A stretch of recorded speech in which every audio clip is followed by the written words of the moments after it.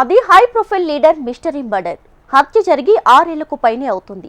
కానీ ఇప్పటి వరకు ఎవరు చేశారో ఎందుకు చేశారో తెలియదు. ఇదిలా ఉండగానే ఆ కేసుతో ముడిపడి ఉన్న నిందితులు సాక్షులు ఒక్కొక్కరిగా వరుసగా అనుమానాస్పద రీతిలో మరణించడం కేసుని మరింత మిస్టరీగా మార్చేసింది.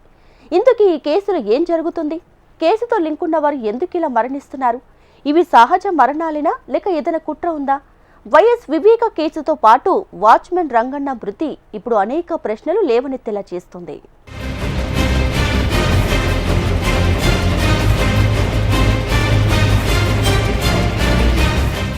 మర్డర్ కేసులు కొన్ని ఒక రోజులో తేలితే మరికొన్ని నెలలు, ఏడాదిలో తేలుతాయి. టెక్నాలజీ సాయంతో హత్య కేసులు ఛేదించడం గతంతో పోలిస్తే ఈజీ అయింది. ఎవరు చేశారు, ఎందుకు చేశారు, దానికి వెనకల ఉన్న మోటివ్ ఏంటి అనేది పూసగుచ్చినట్టు వెల్లడిస్తారు పోలీసులు. కానీ ఈ హత్య కేసు అలాంటిది కాదు. ఏండ్లు గడుస్తున్నా ఇప్పటికీ చంపింది ఎవరు, చంపించింది ఎవరు అనే స్పష్టత మాత్రం రాలేదు. పైగా ఈ కేసు దర్యాప్తు దశలో ఉండగానే నిందితులు, సాక్షుల మరణాలు అనేక అనుమానాలు రేకెత్తిస్తోంది. హత్యకు గురైంది మాజీ సీఎం తమ్ముడు, మాజీ మంత్రి, అప్పటి ప్రతిపక్ష నేత బాబాయ్ వైఎస్ వివేకానందరెడ్డి. అతని ఇంట్లోనే అత్యంత దారుణంగా గొడ్డలితో నరికి చంపారు గుర్తు తెలియని వ్యక్తులు. మొదట గుండెపోటు అని, ఆ తర్వాత హత్య అని తేలడం ఇంకాస్త మిస్టరీని క్రియేట్ చేసింది. తెలుగునాట సంచలనం సృష్టించి రాజకీయ రంగు పులుముకున్న ఈ హత్య కేసు దర్యాప్తును తొలుత పోలీసులకు, ఆ తర్వాత సీబీఐకి అప్పగించారు. మర్డర్ జరిగి 6 ఏళ్లు కావస్తున్నా ఇప్పటికీ పాత్రదారులు, సూత్రధారులు తేలలేదు. కేసు ఏండ్లకేండ్లు సాగుతుండగానే వైఎస్ వివేక ఇంటి వాచ్మెన్, ఈ కేసులో ప్రధాన సాక్షిగా ఉన్న రంగన్న అనుమానాస్పద మృతి ఇప్పుడు సంచలనంగా మారింది. అయితే రంగన్న కంటే ముందే కేసుతో లింకులున్న నిందితులు, సాక్షులు మరణించడంతో ఈ కేసు మరో మలుపు తీసుకుంది.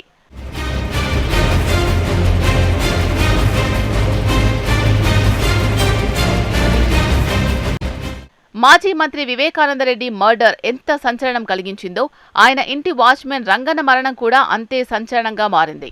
రంగన్న మరణంపై అనుమానాలు ఉన్నాయంటూ అతని భార్య ఇచ్చిన ఫిర్యాదు, దానిపై కేబినెట్లో సుదీర్ఘమైన చర్చ, ప్రత్యేక సిట్ ఏర్పాటు ఇవన్నీ రాజకీయ వర్గాల్లోనే కాదు సామాన్య ప్రజల్లో కూడా చర్చనీయాంశంగా మారాయి. రంగన్న మరణంతో పాటు కేసులోని నిందితులు, సాక్షుల మరణాలన్నింటిపైన విచారణ జరిపించి అందులో ఏదైనా కుట్ర దాగి ఉంటే నిగ్గు తేల్చేందుకు సిద్ధమైంది ప్రభుత్వం. ఒక్క ఫిర్యాదు ఆధారంగా పాత అనుమానాస్పద మరణాలన్నింటినీ తిరగతోడ్డానికి రంగం సిద్ధమైందని దీన్ని బట్టి తెలుస్తోంది. వివేకానందరెడ్డి హత్య కేసు కథ అటుంచితే ప్రస్తుత సిట్ ఏర్పాటు ఈ కేసుతో ప్రత్యక్ష, పరోక్ష సంబంధమున్న అందరికీ ఉచ్చు బిగించబోతోంది అన్న భయం పట్టుకున్నట్లయింది. వివేక హత్య కేసులో ఇప్పటికే 3 సిట్లతో పాటు సీబీఐ విచారించింది. కాగా ఇప్పుడు మరో సిట్ విచారణ సంచలనంగా మారబోతోంది అనే చర్చ జోరుగా సాగుతోంది.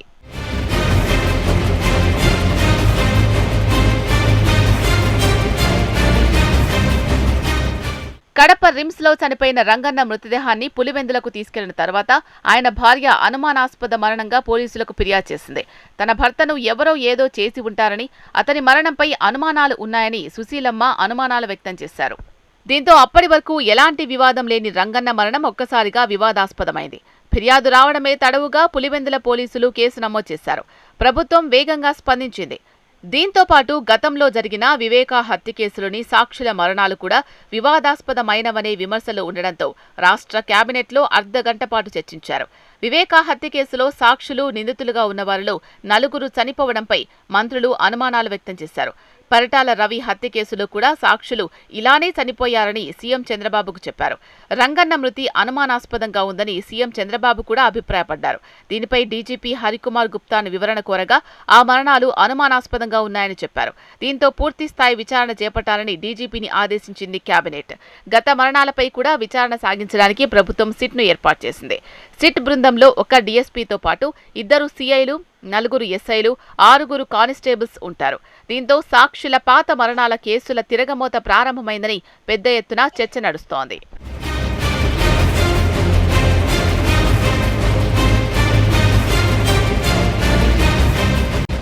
ప్రత్యక్ష సాక్షి వాచ్మెన్ రంగన్న అనుమానాస్పద మరణంపై దర్యాప్తు ప్రారంభించిన సిట్ కేసు తీవ్రత దృష్ట్యా ఈ నెల 8న శ్మశాన వాటికలో పాతపెట్టిన రంగన్న మృతదేహాన్ని వెలికితీసి రీపోస్ట్ మార్టం నిర్వహించారు. రంగన్న శరీరం నుంచి 20 రకాల ముఖ్యమైన అవయవాలు సేకరించారు. కాలేయం, గుండె, ఊపిరితిత్తులు, ఎముకలు, జీర్ణక్రియకు సంబంధించిన అవయవాలు, మెదడులోని భాగాలు, కాలి చేతి గోర్లు, తల వెంట్రుకలు, లాలాజలం వంటి 20 రకాల అవయవాలు సేకరించారు. ఆ శాంపిల్స్ ను 4 ప్రముఖ ఫోరెన్సిక్ ల్యాబ్ పరీక్షల కోసం పంపించారు. నివేదిక వచ్చేలోగా ఆయన మరణంపై ఉన్న అనుమానాలను నివృత్తి చేసేందుకు సాంకేతికపరమైన దర్యాప్తు సిట్ నిర్వహిస్తోంది. స్లో పాయిజన్ ఏమైనా ఇచ్చారా అనే కోణంలో కూడా సిట్ దర్యాప్తు చేస్తోంది.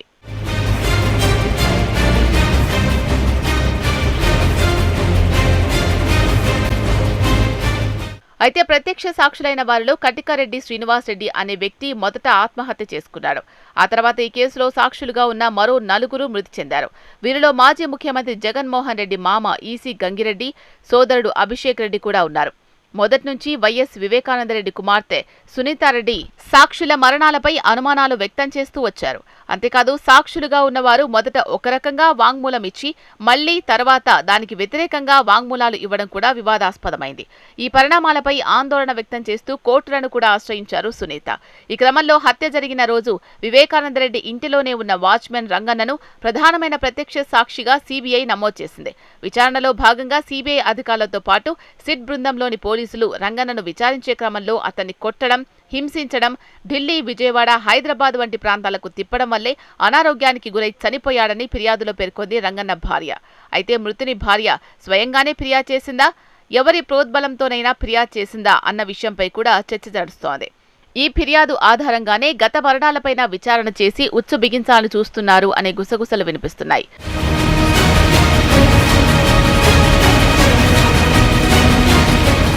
ఈ నేపథ్యంలో మాజీ మంత్రి వివేకానందరెడ్డి హత్య కేసు, దానికి అనుబంధంగా నమోదవుతున్న కేసులను ఏ దిశగా సాగుతాయో, మరెన్ని సంచలనాలకు తెరలేపుతాయో వేచి చూడాలి మరి.